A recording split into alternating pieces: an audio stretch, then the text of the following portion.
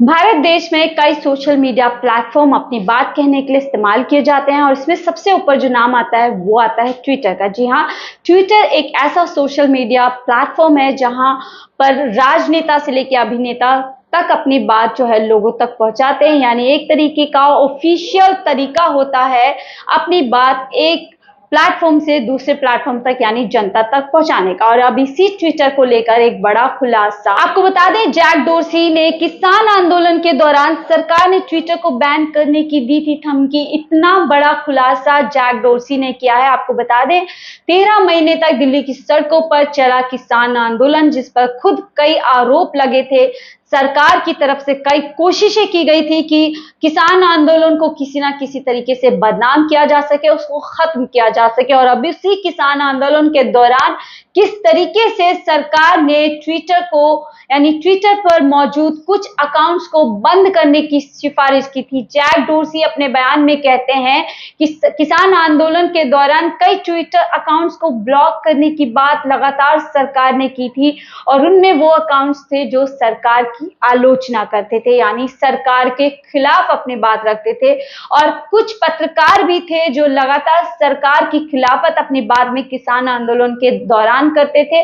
तो उन्हीं अकाउंट्स को बंद करने की सिफारिश लगातार ट्विटर के को फाउंडर्स यानी ट्विटर से की गई। और साथ ही बड़ा खुलासा कि ऐसा ना करने पर भारत सरकार ने उनको धमकी दी थी कि या तो आपका ट्विटर भारत देश के अंदर बंद कर दिया जाएगा या फिर आपके अधिकारियों के घर में छापेमारी की जाएगी।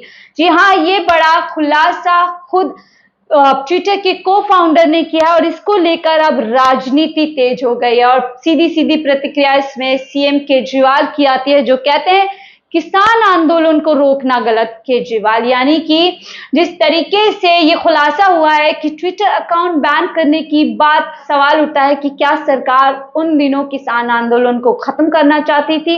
क्या सरकार चाहती थी कि किसान आंदोलन में लोग अपनी बात ना रखें, अपनी मांगे ना करें?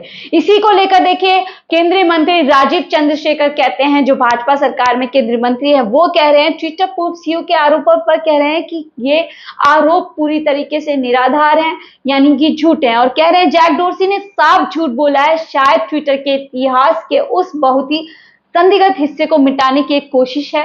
डोर्सी और उनकी टीम ने भारतीय कानून का बार बार और लगातार उल्लंघन किया था। असल में ट्विटर ने 2020 से 2022 तक भारतीय कानून का पालन नहीं किया।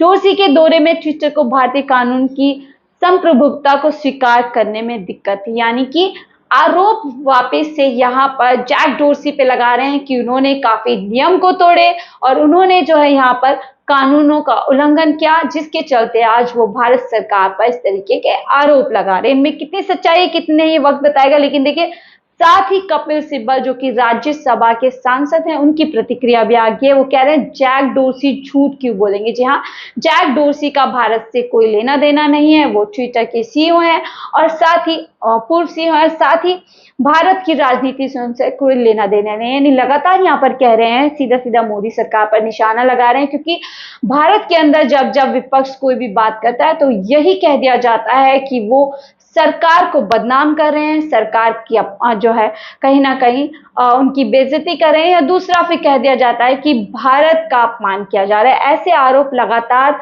विपक्ष पर लगाए जाते हैं। तो ऐसे में जब जैक डोर्सी एक इतनी बड़ी बात का खुलासा करते हैं भारत सरकार के खिलाफ में, तो वो झूठ कैसे हो जाता है। और